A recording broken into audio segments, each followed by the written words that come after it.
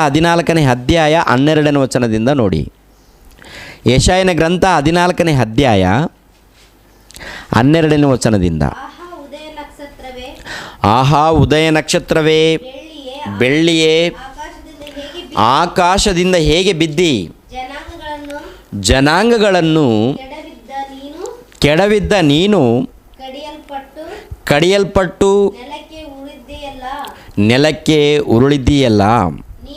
ನೀನು ನಿನ್ನ ಮನಸ್ಸಿನಲ್ಲಿ ನಾನು ಆಕಾಶಕ್ಕೆ ಹತ್ತಿ ಉತ್ತರ ದಿಕ್ಕಿನ ಕಟ್ಟ ಕಡೆಯಿಂದ ಸುರಗಣ ಪರ್ವತದಲ್ಲಿ ನನ್ನ ಸಿಂಹಾಸನವನ್ನು ದೇವರ ನಕ್ಷತ್ರಗಳಿಗಿಂತ ಮೇಲೆ ಏರಿಸಿ ಆಸೀನನಾಗುವೆನು. ಉನ್ನತ ಮೇಘಮಂಡಲದ ಮೇಲೆ ಏರಿ ಉನ್ನತನಿಗೆ ಸರಿಸಮಾನನಾಗುವೆನು ಅಂದುಕೊಂಡಿದ್ದೀಯಲ್ಲ. ಉನ್ನತನಿಗೆ ಸರಿಸಮಾನನಾಗಬೇಕು ಅಂದುಕೊಂಡಿದ್ದೀಯಲ್ಲ. ಅಂದರೆ ದೇವರಿಗೆ ಸರಿಸಮಾನನು. ನಾನು ದೇವರಿಗೆ ಸರಿಸಮಾನನಾಗಬೇಕು. ದೇವರಿಗೆ ಸರಿಸಮಾನನಾಗಬೇಕು ಅಂದರೆ ದೇವರ ಸಿಂಹಾಸನ ಬಳಿಯಲ್ಲಿ ನಂದು ಕೂಡ ಆತನಿಗೆ ಸರಿಸಮಾನವಾದಂಥ ಸಿಂಹಾಸನವಾಗಬೇಕು. ಇದೆಯಾ? ಇದು ಯಾವಾಗ ಆಗಿದೆ ಅಂತ ನೋಡುವಾಗ ಜಗತ್ತು ಉಂಟಾಗಲಾರ್ದ ಮೊದಲು ನಡೆದಿರುವಂಥ ಒಂದು ಘಟನೆ.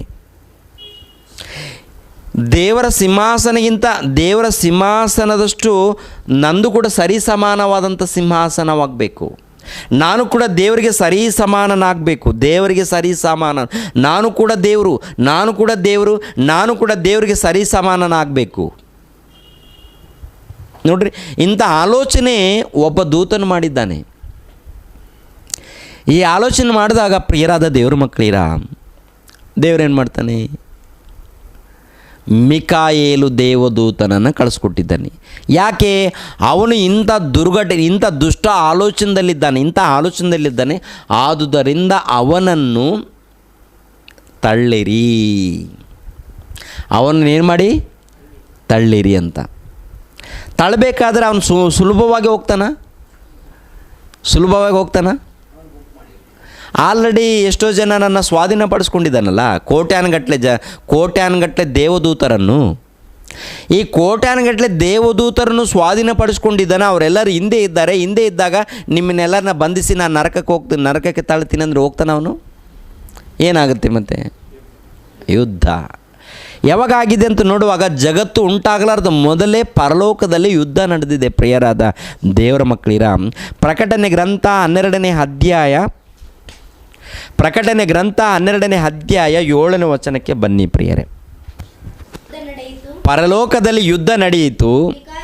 ಮಿಕಾಯೇಲನು ಅವನ ದೂತರು ಘಟ ಸರ್ಪನ ಮೇಲೆ ಯುದ್ಧ ಮಾಡುವುದಕ್ಕೆ ಹೊರಟರು. ಘಟ ಸರ್ಪನು ಅವನ ದೂತರು ಯುದ್ಧ ಮಾಡಿ ಸೋತು ಹೋದರು ಮತ್ತು ಪರಲೋಕದೊಳಗೆ ಅವರಿಗೆ ಸ್ಥಾನವು ತಪ್ಪಿ ಹೋಯಿತು. ಅಂದರೆ ಒಂದು ಕಾಲದಲ್ಲಿ ಪರಲೋಕದಲ್ಲಿದ್ದಾರೆ. ಪರಲೋಕದಲ್ಲಿ ದೇವದೂತರಾಗಿದ್ದಾರೆ. ಅಂದರೆ ಪರಲೋಕದಲ್ಲಿ ಸೇವಕರಾಗಿದ್ದಾರೆ. ಇವರು ಇದ್ದಾರೆ. ಪರಲೋಕದಲ್ಲಿ ದೇವರ ಸೇವಕರಾಗಿದ್ದಾರೆ. ದೇವರ ಸೇವಕರಾಗಿರುವಂಥ ಇವರು ಯಾಕೆ ಯುದ್ಧ ಮಾಡಿದ್ದಾರೆ? ಯುದ್ಧ ಮಾಡೋದಕ್ಕೆ ಕಾರಣವೇನು? ಪರಲೋಕದಲ್ಲಿ ಯುದ್ಧ ಯಾಕೆ ಮಾಡಿದ್ರು ಅಂದರೆ ಪರಲೋಕದಲ್ಲಿ ಸಿಂಹಾಸನವನ್ನು ಪಡಿಬೇಕು. ದೇವರ ಸಿಂಹಾಸನ, ನನ್ನ ಸಿಂಹಾಸನ ಕೂಡ ದೇವರ ಸಿಂಹಾಸನದ ಹಾಗೆ ಇರಬೇಕು. ನಾನು ಕೂಡ ದೇವರಿಗೆ ಸರಿಸಮಾನನಾಗಬೇಕು, ದೇವರಂತೆ ಆಗಬೇಕು ನಾನು ಅಂತ ಈ ರೀತಿ ಯೋಚನೆ ಮಾಡಿದಾಗ ಪರಲೋಕದಲ್ಲಿ ಯುದ್ಧ ನಡೆಯುತ್ತೆ ಪ್ರಿಯರಾದ ದೇವರ ಮಕ್ಕಳಿರ. ಮತ್ತು ಪರಲೋಕದಲ್ಲಿ ಯುದ್ಧ ನಡೆದಾಗ ಸೋತೋದ ನಂತರ ಅವರಿಗೆ ಬಂದಿರುವಂಥ ಹೆಸರೇನು? ಸೈತಾನನು. ಆವಾಗ ಹೆಸರು ಬರುತ್ತೆ. ಸೋತೋದ ನಂತರ ಹೆಸರು ಬರುತ್ತೆ ಘಟ ಸರ್ಪ, ಸೈತಾನನು. ಅದಕ್ಕಿಂತ ಮೊದಲು ಅವನು ಯಾರು? ಸೈತಾನನ ಯಾರು? ಒಬ್ಬ ದೇವದೂತ. ಇದು ಪ್ರಪಂಚದ ಕ್ರೈಸ್ತರಿಗೆ ಅರ್ಥ ಆಗಿಲ್ಲ ಪ್ರಿಯರಾದ ದೇವ್ರ ಮಕ್ಕಳಿರ. ಸೈತಾನನ ಯಾಕೆ ಉಂಟು ಮಾಡಿದ್ರು? ದೇವರು ಸೈತಾನನ ಯಾಕೆ ಉಂಟು ಮಾಡಿದ್ರಂತ ದೇವರನ್ನೇ ನಿಂದಿಸುವಂಥ ಕ್ರೂರರು ಈ ಪ್ರಪಂಚ ದೇಶದಲ್ಲಿ ಇದ್ದಾರೆ, ದೇವರನ್ನು ತಪ್ಪಿಡಿಯೋದಕ್ಕೆ. ಆದರೆ ಅವನು ಹುಟ್ಟೋದಕ್ಕೆ ಕಾರಣ ಇಲ್ಲಿ ಹೇಳ್ಕೊಂಡು ಬರ್ತಾ ಇದ್ದೀನಿ. ಅವನನ್ನು 1000 ವರ್ಷ ಯಾಕೆ ಬಂಧಿಸಿದರು? ಬಂಧನದಲ್ಲಿ ಯಾಕೆ ಇಟ್ಟರು? ಬಂಧನದಲ್ಲಿ ಇಡೋದಕ್ಕೆ ಕಾರಣವೇನು? ಇವೆಲ್ಲವನ್ನು ಕೂಡ ಪ್ರಿಯರಾದ ದೇವರ ಮಕ್ಕಳಿರೋ ವಾಕ್ಯದ ಮೂಲಕ ನಾವು ಅರ್ಥ ಮಾಡ್ಕೊಳ್ಬೇಕು. ಪರಲೋಕದಲ್ಲಿ ಯುದ್ಧ ಯುದ್ಧ ನಡೆದ ನಂತರ ಸೋತೋದನ ಅವನು ಸೋತೋದ ನಂತರ ಏನಾಗುತ್ತೆ? ಪರಲೋಕದಲ್ಲಿ ಸ್ಥಾನವು ತಪ್ಪಿ ಹೋಗುತ್ತೆ. ಅಂದರೆ ಪರಲೋಕದಲ್ಲಿ ನಿಲ್ಲುವಂಥ ಅಧಿಕಾರ ಇಲ್ಲ, ಅಲ್ಲಿ ಕೂಡ್ದವನು ಮತ್ತೇನು ಮಾಡಬೇಕು? ದೇವರು ಅವನನ್ನು ಬಂಧಿಸಿ ಅಧೋಲೋಕಕ್ಕೆ ಕರ್ಕೊಂಡು ಹೋಗ್ರಿ. ಪ್ರಕಟಣೆ ಗ್ರಂಥ 20ನೇ ಅಧ್ಯಾಯ 1ನೇ ವಚನಕ್ಕೆ ಬನ್ನಿ. ಆಗ ಒಬ್ಬ ದೇವದೂತನು ಅಧೋಲೋಕದ ಬೀಗದ ಕೈಯನ್ನು ದೊಡ್ಡ ಸರ್ಪಣಿಯನ್ನು ಕೈಯಲ್ಲಿ ಹಿಡಿದುಕೊಂಡು ಪರಲೋಕದಿಂದ ಇಳಿದು ಬರುವುದನ್ನು ಕಂಡೆನು. ಅವನು ಪಿಶಾಚನು ಸೈತಾನನು ಆಗಿರುವ ಪುರಾತನ ಸರ್ಪನೆಂಬ ಘಟಾಸರ್ಪನನ್ನು ಹಿಡಿದು 1000 ವರ್ಷ ಬಂಧನದಲ್ಲಿ ಇಟ್ಟನು. ನೋಡಿದ್ರೆ, ಅಂದರೆ ಅವನನ್ನು ಹಿಡಿಬೇಕಾದ್ರೆ ಕಾರಣ ಇದೆಯಾ? ಸುಮ್ಮನೆ ಹಿಡಿತಾರ? ಹೌದಲ್ವಾ? ಏನು ಕಾರಣ? ಯುದ್ಧ ನಡೆದಿದೆ. ಯಾಕೆ ಯುದ್ಧ ನಡೆದಿದೆ? ಪರಲೋಕ ದೇವರ ಸಿಂಹಾಸನಗಿಂತ ನನ್ನ ಸಿಂಹಾಸನ ಇರಬೇಕು, ದೇವರಂತೆ ನನ್ನ ಸಿಂಹಾಸನ, ದೇವರಿಗೆ ಸರಿ ಸಮಾನನಾಗಬೇಕು, ದೇವರಿಗೆ ಸರಿ ಸಮಾನ. ಈ ರೀತಿ ಅಂದುಕೊಂಡ್ರೆ ದೇವ್ರು ಬಿಡ್ತಾರೇನ್ರಿ? ಬಿಡ್ತಾರಾ? ನಿನಗೇನು ಕೆಲಸ ಕೊಟ್ಟಿದ್ದೀನಿ ಆ ಕೆಲಸ ನೀನು ಮಾಡಬೇಕು ಅಷ್ಟೇ ಅಲ್ವಾ? ನೀನು ಒಬ್ಬ ಸೇವಕ. ಯಾವ ರೀತಿ ಬಂದಿದೆಯಾ ನೀನು? ನನ್ನ ಬಾಯಿ ಉಸಿರಿನಿಂದ ನೀನು ಬಂದಿದೀಯಾ. ನಿನಗೆ ಸೇವೆ ಕೆಲಸ ಕೊಟ್ಟಿದ್ದೀನಿ. ಒಳ್ಳೆ ರೀತಿಯಲ್ಲಿ ಕೆಲಸ ಮಾಡಿಕೊಂಡು ಒಳ್ಳೆ ರೀತಿಯಲ್ಲಿ ಇರು, ಸುಖವಾಗಿ ಸಂತೋಷವಾಗಿ ಇರು. ಅದನ್ನು ಬಿಟ್ಟು ನನ್ನ ಸಿಂಹಾಸನ ಬೇಕಾ? ನನ್ನ ಮಕ್ಕಳಿಗೆ ಕೊಡುವಂಥ ಸಿಂಹಾಸನ ನಿನಗೆ ಬೇಕಾ? ಕೊಡಲ್ಲ ಅಂತಂದರೆ ಯುದ್ಧ ಮಾಡ್ತೀಯಾ? ನನ್ನ ಜೊತೆಗೆ ಯುದ್ಧ ಮಾಡಿದ್ದಾನೆ, ಸೋತು ಹೋಗಿದ್ದಾನೆ. ಒಬ್ಬ ದೂತನನ್ನು ಕಳಿಸ್ಕೊಟ್ಟಿದ್ದಾನೆ. ಸರಪಣಿ ಅಂದರೆ ನಮ್ಮ ಭಾಷೆಯಲ್ಲಿ ಸರ್ಪಣಿ ಅಂತ ಅಂದ್ರೇ ಅರ್ಥ ಆಗುತ್ತೆ ರೀ. ಒಟ್ಟಿನಲ್ಲಿ ಅವನನ್ನು ಬಂಧಿಸಿ ಎಲ್ಲಿ ಕರ್ಕೊಂಡು ಹೋಗ್ತಾ ಇದ್ದಾನೆ? ಅಧೋಲೋಕಕ್ಕೆ ದೊಬ್ಬುತ್ತಾ ಇದ್ದಾನೆ. ಪ್ರಿಯರ ದೇವ್ರ ಮಕ್ಕಳಿರ ನೋಡಿ, ಪುರಾತನ ಸರ್ಪನೆಂಬ ಘಟಾಸರ್ಪನನ್ನು ಹಿಡಿದು 1000 ವರ್ಷ ಬಂಧನದಲ್ಲಿ ಇಟ್ಟನು.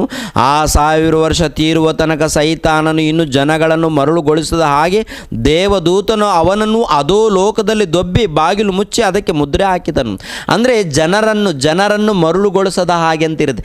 ಜನರನ್ನು ಅಂದರೆ ಭೂಮಿಯ ಪರಲೋಕದಲ್ಲಿ ಜನರಿದ್ದಾರಾ ಅಂತ ಇದೊಂದು ಪ್ರಶ್ನೆ. ಹೌದಲ್ವ? ಇನ್ನು ಜನಗಳನ್ನು ಮರಳುಗೊಳಿಸದ ಹಾಗೆ ಅಂತಂದರೆ ಇದು ಜನರಂದರೆ ಭೂಲೋಕದಲ್ಲಿ ತಾನೇ ಬ್ರದರ್. ಪರಲೋಕದಲ್ಲಿ ಎಲ್ಲಿ ಜನರಿದ್ದಾರೆ? ಪರಲೋಕದಲ್ಲಿ ಎಲ್ಲಿ ಜನರು ಮರಳು ಮಾಡಿಸಿದ್ದಾರೆ? ಭೂಲೋಕದಲ್ಲಿ ಜನರನ್ನು ಮರಳು ಮಾಡ್ತಾನೆ ಅವನು ಅಂತ ಈ ರೀತಿ. ಜನರಂದರೆ ಪರಲೋಕದಲ್ಲಿ ಕೋಟಿ ದೇವದೂತರನ್ನು ಮರಳು ಮಾಡಿಲ್ವಾ? ಯಾರು ಇವರು? ದೇವದೂತರನ್ನು ಜನರಾಗಿ ಹೋಲಿಸಿದಾನ?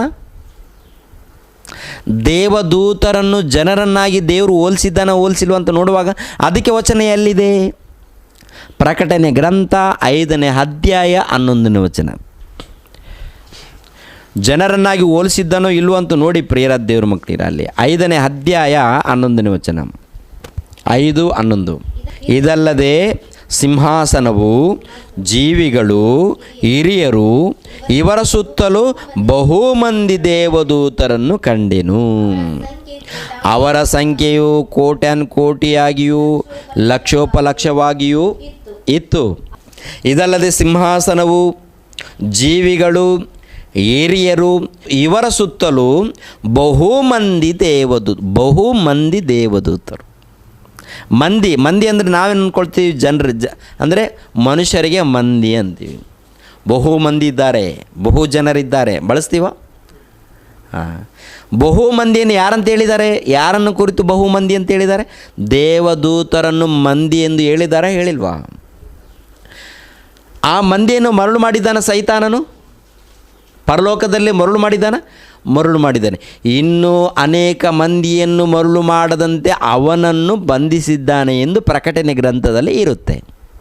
ಅರ್ಥ ಆಗುತ್ತಾ? ಕ್ಲಿಯರ್ ಆಗಬೇಕು ವಿಷಯಗಳು. ಯಾಕೆಂದರೆ ಅಲ್ಲಿ ಪೆಂಡಿಂಗ್ ಇರಬಾರ್ದು ನಮಗೆ, ಅಂದರೆ ಪ್ರಶ್ನೆ ಇರಕೂಡ್ದು. ಹೌದಲ್ವಾ? 2ನೇ ವಚನ 20ನೇ ಅಧ್ಯಾಯ, ಪ್ರಕಟಣೆ ಗ್ರಂಥ 20ನೇ ಅಧ್ಯಾಯ 2ನೇ ವಚನ. 2ನೇ ವಚನ ಮತ್ತನೇ. ಪುರಾತನ ಸರ್ಪನೆಂಬ ಘಟಾಸರ್ಪನ ಹಿಡಿದು 1000 ವರ್ಷ ಬಂಧನದಲ್ಲಿ ಇಟ್ಟನು. ಆ 1000 ವರ್ಷ ತೀರುವ ತನಕ ಸೈತಾನನು ಇನ್ನು ಜನಗಳನ್ನು ಮರಳುಗೊಳಿಸದ ಹಾಗೆ ದೇವದೂತನು ಅವನನ್ನು ಅಧೋಲೋಕದಲ್ಲಿ ದೊಬ್ಬಿ ಬಾಗಿಲನ್ನು ಮುಚ್ಚಿ ಅದಕ್ಕೆ ಮುದ್ರೆ ಹಾಕಿದನು ಅಂತಿರುತ್ತೆ. 1000 ವರ್ಷ. ಓಕೆನಾ. 1000 ವರ್ಷ ಮುದ್ರೆ ಹಾಕಿದ್ದಾನೆ. ಯಾಕೆ? ಸಂಪೂರ್ಣವಾಗಿ ಆಗಬೇಕಾಗಿತ್ತಲ್ವ. 1000 ವರ್ಷ ಹಾಕಿ ಆನಂತರ ಯಾಕೆ ಬಿಡುಗಡೆ ಮಾಡಬೇಕು? ಅವನು ಪರಲೋಕದಲ್ಲಿ ಆಲ್ರೆಡಿ ಯುದ್ಧ ಮಾಡಿದ್ದಾನೆ. ಇವನು ದುಷ್ಟನೆಂದು ಗೊತ್ತಾಗಿದೆ, ಮಹಾಘಟ್ಟ ಸರ್ಪ ಸೈತಾನೆಂದು ಗೊತ್ತಾಗಿದೆ. ಗೊತ್ತಾಗಿರುವಂಥ ದೇವರು ಯಾಕೆ ಬಿಡುಗಡೆ ಮಾಡ್ತಾರೆ? ಬಂಧಿಸಿ ಯಾಕೆ ಬಿಡುಗಡೆ ಮಾಡ್ತಾರೆ? 3ನೇ ವಚನದಲ್ಲಿ ಕೆಳಗಡೆ ಮಾತಿದೆಯಲ್ವಾ, ಆ 1000 ವರ್ಷಗಳಾದ ಮೇಲೆ ಅವನಿಗೆ ಸ್ವಲ್ಪ ಕಾಲ ಬಿಡುಗಡೆಯಾಗಬೇಕು. ಆ 1000 ವರ್ಷಗಳಾದ ಮೇಲೆ ಸ್ವಲ್ಪ ಕಾಲ ಬಿಡುಗಡೆಯಾಗಬೇಕು. ಏನ್ರಿ 1000 ವರ್ಷ ಬಂಧಿಸಿದ ನಂತರ ಯಾಕೆ ಮತ್ತೆ ಬಿಡುಗಡೆ ಮಾಡಬೇಕು ಅವನನ್ನು? ಅವಶ್ಯಕತೆ ಏನಿದೆ? ದೇವ್ರಿಗೆ ಅವಶ್ಯಕತೆ ಇದೆಯಾ ಬಿಡುಗಡೆ ಮಾಡಬೇಕಾದ? ಬಿಡುಗಡೆ ಮಾಡುವಂಥ ಅವಶ್ಯಕತೆ ದೇವ್ರಿಗಿದೆಯಾ? ಮತ್ತು ಬಿಡುಗಡೆ ಮಾಡ್ತಾ ಇದ್ದಾರೆ. ಯಾಕೆ ಬಿಡುಗಡೆ ಮಾಡಿದ್ದಾರೆ? ಸೈತಾನನನ್ನು ನಾಶ ಮಾಡಲಿಕ್ಕೆ. ಅಂದರೆ ಅಲ್ಲೇ ನರಕದಲ್ಲಿ ತಳ್ಬೋದಾಗಿತ್ತಲ್ವಾ? ದರಿದ್ರ ಹೋಗಿ ಸಾಯಲ್ಲೇ ಅಂತಂದು ನರಕದಲ್ಲಿ ಬಿಡಬೇಕಾಗಿತ್ತಲ್ವ. ಮತ್ತೆ ಬಿಡುಗಡೆ ಮಾಡುವಂಥ ಅವಶ್ಯಕತೆ ಏನಿದೆ? ಹೌದಲ್ವ? ಇವರೇನು ಅಂದ್ಕೊಳ್ತಾರೆ? ಇಲ್ಲಿರುವಂಥ ಜನಗಳೇನು ಅಂದ್ಕೊಳ್ತಾರೆ? ಅವ್ರು ಏನು ಹೇಳ್ತಾರೋ ಅವರಿಗೆ ಗೊತ್ತಿಲ್ಲ. ಅದಕ್ಕೆ ಕ್ರಿಸ್ತನ ರಾಜ್ಯ ಪರಿಪಾಲನೆಯಲ್ಲಿ ಅವನನ್ನು ಬಂಧಿಸ್ತಾರೆ. ಆ ನಂತರ ರಾಜ್ಯ ಪರಿಪಾಲನೆ ನಡೆಯುತ್ತೆ. ರಾಜ್ಯ ಪರಿಪಾಲನೆ ಮುಗಿದ ನಂತರ ಮತ್ತು ಸ್ವಲ್ಪ ಕಾಲ ಬಿಡುಗಡೆಯಾಗುತ್ತೆ ಅಂತ ಗೊತ್ತಾ? ಇವ್ರು ಹೇಳುವಂಥದ್ದು ಎಲ್ಲ ಟೋಟಲ್ ಬೈಬಲ್ ಪ್ರಕಾರ ತಪ್ಪು. ಯಾಕೆಂದರೆ ಇದು ಜಗತ್ತು ಉಂಟಾಗಲಾರ್ದ ಮೊದಲು ಪರಲೋಕದಲ್ಲಿ ನಡೆದಿರುವಂಥ ಘಟನೆ. ಪ್ರಿಯರಾದ ದೇವರ ಮಕ್ಕಳಿರ, ಇವಾಗ 1000 ವರ್ಷ ಮುಗಿದ ನಂತರ ಅವನನ್ನು ಬಿಡುಗಡೆ ಮಾಡ್ತಾ ಇದ್ದಾನೆಂದರೆ ಕಾರಣವೇನು? ಯಾಕೆ ಬಿಡುಗಡೆ ಮಾಡ್ತಾ ಇದ್ದಾನೆ? ಕಾರಣವೇನು ಎನ್ನುವಂಥದ್ದು ಅರ್ಥ ಮಾಡ್ಕೊಳ್ಬೇಕು. 1000 ವರ್ಷದಲ್ಲಿ ಬಂಧನದಲ್ಲಿ ಇಟ್ಟಿದ್ದಾರೆ. 1000 ವರ್ಷ ಬಂಧನದಲ್ಲಿ ಇಡೋದಕ್ಕೆ ಕಾರಣ ಏನು? ಆನಂತರ 1000 ವರ್ಷ ಬಿಡುಗಡೆ ಮಾಡಬೇಕಾದ್ರೆ ಕಾರಣವೇನು? ಏನ್ರಿ ಸೋತೋಗಿರುವಂಥ ಅವನನ್ನು ಬಂಧಿಸಿ ಕರ್ಕೊಂಡೋಗಿದ್ದಾನೆ. ಇವಾಗ 1000 ವರ್ಷ ಮುಗಿದ ನಂತರ ಅವನನ್ನು ಬಿಡುಗಡೆ ಮಾಡಬೇಕು ಎಂದು ಇರುತ್ತೆ ರೀ. ಕಾರಣ ನೋಡಿ, ಇವಾಗ ಒಬ್ಬ ಅಪರಾಧಿ ಇರ್ತಾನಲ್ವ, ಒಬ್ಬ ಅಪರಾಧಿಯನ್ನು ಏನ್ರಿ ಜೈಲಿಗೆ ಹಾಕ್ತಾರ? ಅಂದರೆ ಕೇಸ್ ಹಾಕ್ತಾರೆ. ನಾನು ಏನಾದರೂ ಯಾರು ಜಮೀನಾಗಿರ್ಬೋದು, ಇಲ್ಲ ಯಾರು ಸೊತ್ತನ್ನಾಗಿರ್ಬೋದು, ಇಲ್ಲ ಯಾರನ್ನು ಕೊಂದಾಕಿದಾಗ ನಾನು ಒಬ್ಬರನ್ನ ಮೋಸ ಮಾಡಿದ್ದೀನಿ ಎಂದು ನನ್ನ ವಿಷಯದಲ್ಲಿ ಯಾರೋ ಒಬ್ಬರು ಕೇಸ್ ಹಾಕಿದ್ದಾರೆ ಅಂತ ತಿಳ್ಕೊಳ್ಳೋಣ.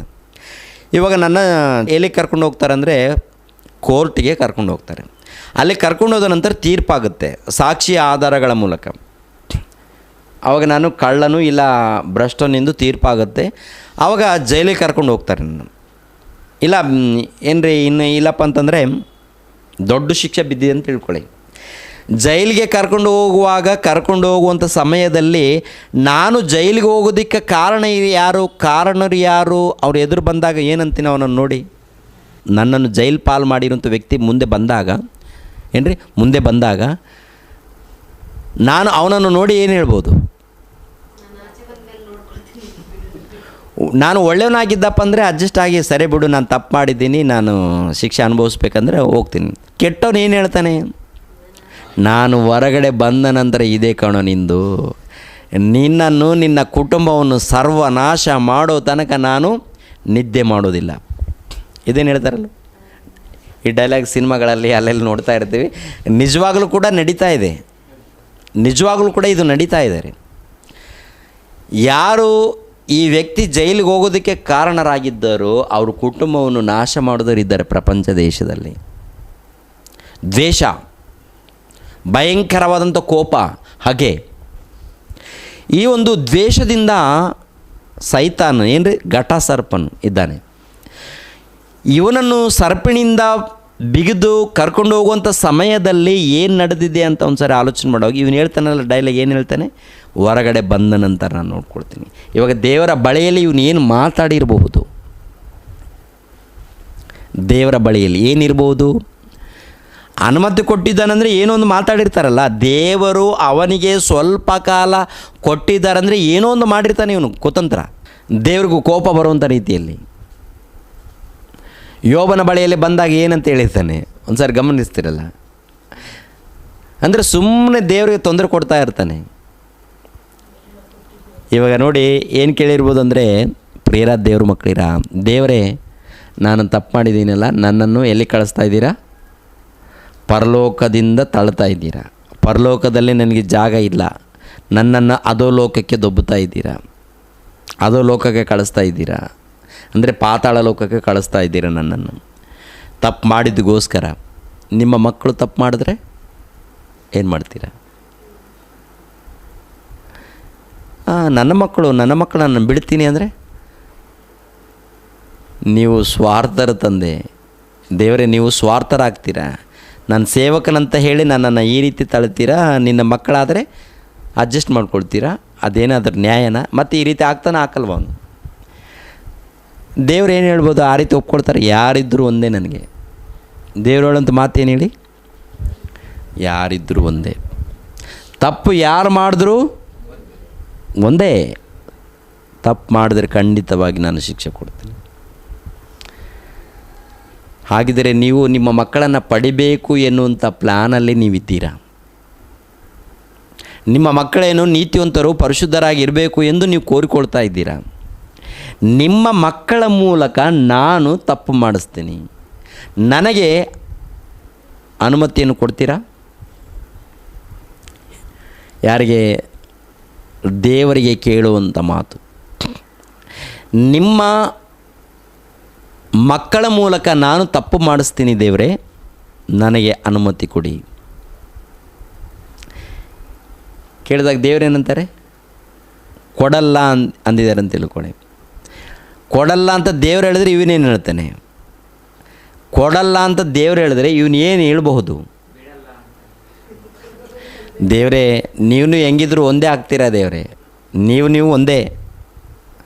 ನಾನಂದರೆ ಎಷ್ಟು ಭಯ ದೇವರೇ ನಿಮಗೆ, ನಾನಂದರೆ ಎಷ್ಟು ಭಯ ನಿಮಗೆ. ನೋಡಿದ್ರ? ಅಂದರೆ ಇವನು ಹೇಳೋದೇನಪ್ಪ ಅಂತಂದರೆ, ಇವನು ಹೇಳೋ ಮಾತು ಹೆಂಗಿರುತ್ತಂದರೆ, ನಾನಂದರೆ ಆಲ್ರೆಡಿ ನಿಮಗೇನೆ ಭಯ ಹುಟ್ಟಿದೆ. ನಿನ್ನ ಮಕ್ಕಳನ್ನು ತಪ್ಪು ದಾರಿಯಲ್ಲಿ ನಡೆಸ್ತೀನಿ ಅಂತ ಹೇಳಿ ನೀವು ಭಯಪಡ್ತಾ ಇದ್ದೀರಾ. ನೀವು ಭಯಪಡ್ತಾ ಇದ್ದೀರಾ. ಅದು ಈ ರೀತಿ ಮಾತು ಬರುತ್ತೆ ರೀ. ಇವಾಗ ಪರಲೋಕದಲ್ಲಿ ದೇವರ ಬಳಿಯಲ್ಲಿ ನಿಂತ್ಕೊಂಡು ಇವನು ಮಾತಾಡಿರುವಂಥ ಮಾತುಗಳನ್ನು ಆಲೋಚನೆ ಮಾಡಿದಾಗ ಗೊತ್ತಾಗುತ್ತೆ, ದೇವರು ಇಷ್ಟೊಂದು ಮಾತನಾಡೋದಕ್ಕೆ ಅವಕಾಶ ಕೊಡ್ತಾರಾ? ಕೊಡೋಲ್ಲ. ಅನುಮತಿ ಬೇಕು. ಸರಿ, ಕೊಡ್ತೀನಿ ಹೋಗಂತ. ಅದೇ 3ನೇ ವಚನದಲ್ಲಿ, ಆ 1000 ವರ್ಷ ತೀರಿದ ಮೇಲೆ ಅವನಿಗೆ ಸ್ವಲ್ಪ ಕಾಲ ಬಿಡುಗಡೆಯಾಗಬೇಕು. ಆ 1000 ವರ್ಷ ಆದ ಮೇಲೆ ಸ್ವಲ್ಪ ಕಾಲ ಬಿಡುಗಡೆಯಾಗಬೇಕು ಎಂದು ಹೇಳಿದೆ. ಇದು ಯಾವಾಗ? ಇದು ಜಗತ್ತು ಉಂಟಾಗಲಾರ್ದ ಮೊದಲು ನಡೆದಿರುವಂಥ ಒಂದು ಘಟನೆ. ಯುದ್ಧ ಜಗತ್ತು ಉಂಟಾಗಲಾರ್ದ ಮೊದಲು. 1000 ವರ್ಷ ಬಂಧನದಲ್ಲಿಟ್ಟಿದ್ದು, 1000 ವರ್ಷ ಬಂಧನದಲ್ಲಿಟ್ಟಿದ್ದಾನ ಸೈತಾನನನ್ನು ಜಗತ್ತು ಉಂಟಾಗಲಾರ್ದ ಮೊದಲು. ಯಾಕೆ ಬಂಧನದಲ್ಲಿಟ್ಟಿದ್ದಾನೆ ಅದು ಹೇಳ್ತೀನಿ. ಇವಾಗ ಅನುಮತಿಯನ್ನು ಪಡೆದುಕೊಂಡಿದ್ದಾನಲ್ಲ, ಅನುಮತಿಯನ್ನು ಯಾವ ರೀತಿ ಪಡ್ಕೊಂಡಿದ್ದಾನಂದರೆ, ಈ ರೀತಿ ದೇವರನ್ನು ರೇಗಿಸಿ ಅನುಮತಿಯನ್ನು ಪಡ್ಕೊಂಡಿದ್ದಾನೆ. ಯಾರ ಮೇಲೆ ಬರ್ತಾನೆ ಅವನು? ಇವಾಗ ಯಾರ ಮೇಲೆ ಬರೋದಕ್ಕೆ ಅನುಮತಿ ಪಡ್ಕೊಂಡಿದ್ದಾನೆ? ತನ್ನ ಮಕ್ಕಳಾಗಿರುವಂಥ ಮನುಷ್ಯರ ಮೇಲೆ. ಇನ್ನು ಮನುಷ್ಯರು ಬಂದಿದ್ದಾರಾ? ಇಲ್ಲ. ಇನ್ನು ಭೂಲೋಕ ಉಂಟಾಗಿದೆ? ಇಲ್ಲ. ಭೂಲೋಕ ಉಂಟಾಗಲಾರ್ದ ಮೊದಲು ಈ ರೀತಿ ಆಗಿದೆ. ಆಗ ಬಂಧಿಸ್ತಾರೆ, ಅವನನ್ನು ಬಂಧಿಸ್ತಾರೆ. ಅವನನ್ನು ಬಂಧನದಲ್ಲಿ ಇಟ್ಟ ನಂತರ, ಪ್ರಿಯರಾದ ದೇವರ ಮಕ್ಕಳಿರ, ಅವನನ್ನು ಬಂಧನದಲ್ಲಿ ಇಟ್ಟ ನಂತರ ಏನು ಮಾಡ್ತಾರೆ? ಅವನನ್ನು ಆಗ ಭೂಲೋಕವನ್ನು ಉಂಟು ಮಾಡೋದಕ್ಕೆ ಎಲ್ಲ ವ್ಯವಸ್ಥೆ, ಭೂಲೋಕವನ್ನು ಉಂಟು ಮಾಡೋದಕ್ಕೆ ಎಲ್ಲ ವ್ಯವಸ್ಥೆಗಳನ್ನು ರೆಡಿ ಮಾಡ್ಕೊಳ್ತಾರ. ಈ ಭೂಮಿಯ ಆಕಾಶವನ್ನು ಉಂಟು ಮಾಡಬೇಕಾದ್ರೆ ದೇವರಿಗೆ ಕೆಲಸ ಎಷ್ಟಿರುತ್ತೆ, ಎಷ್ಟು ಸಮಯ ಇರುತ್ತೆ, ಎಷ್ಟು ಕೆಲಸ ಇರುತ್ತೆ? ದೊಡ್ಡ ಕೆಲಸ, ಹೌದಲ್ವಾ? ಆಕಾಶ ಈ ರೀತಿ ಮಾಡಬೇಕು, ಭೂಮಿ ಈ ರೀತಿ ಮಾಡಬೇಕು,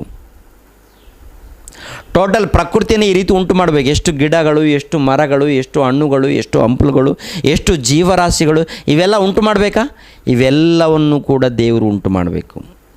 ದೇವರು ಉಂಟು ಮಾಡಬೇಕಾದ್ರೆ ದೇವರಿಗೆ ಏನು ಬೇಕು? ಆಲೋಚನೆ, ಜ್ಞಾನ, ಇವೆಲ್ಲ ಇರಬೇಕು. ಯಾರಿದ್ದಾರೆ ಪಕ್ಕದಲ್ಲಿ? ಯೇಸು ಕ್ರಿಸ್ತರಿದ್ದಾರೆ. ಯೇಸು ಕ್ರಿಸ್ತರ ಪ್ಲಾನ್ ಪ್ರಕಾರ ಟೋಟಲ್ ವಿಶ್ವವನ್ನು, ಈ ಪ್ರಪಂಚವನ್ನು ಉಂಟು ಮಾಡ್ತಾರೆ. ಇದರಲ್ಲಿ ಬೆಳ್ಳಿ ಇದೆಯಾ? ಇದರಲ್ಲಿ ಬಂಗಾರ ಇದೆಯಾ? ಇದರಲ್ಲಿ ವಜ್ರ ಇದೆಯಾ? ಇದರಲ್ಲಿ ಎಲ್ಲ ಬೆಲೆ ಬಾಳುವಂಥ ಎಲ್ಲ ಪದಾರ್ಥಗಳಿದೆಯಾ? ಎಲ್ಲ ಇದೆ. ತಿನ್ನುವಂಥ ಆಹಾರ ಪದಾರ್ಥಗಳು ಎಲ್ಲ ರೀತಿಯಲ್ಲಿ ಇದೆಯಾ? ಎಲ್ಲ ರೀತಿಯಲ್ಲಿ ತಿನ್ನುವಂಥ ಆಹಾರ ಪದಾರ್ಥಗಳಿದೆ. ಕೊನೆಯದಾಗಿ ರೋಗ ಬಂದರೆ ಔಷಧಿ ಇದೆಯಾ? ಎಲ್ಲ ರೀತಿಯಲ್ಲಿ ಔಷಧಿ ಈ ಪ್ರಕೃತಿಯಲ್ಲಿ ಇದೆ. ಎಲ್ಲವನ್ನು ಉಂಟು ಮಾಡೋದಕ್ಕೆ ದೇವರು ಪ್ಲಾನ್ ಮಾಡ್ತಾರೆ, ಉಂಟು ಮಾಡ್ತಾರೆ. ಆ ನಂತರ 6ನೇ ದಿನದಂದು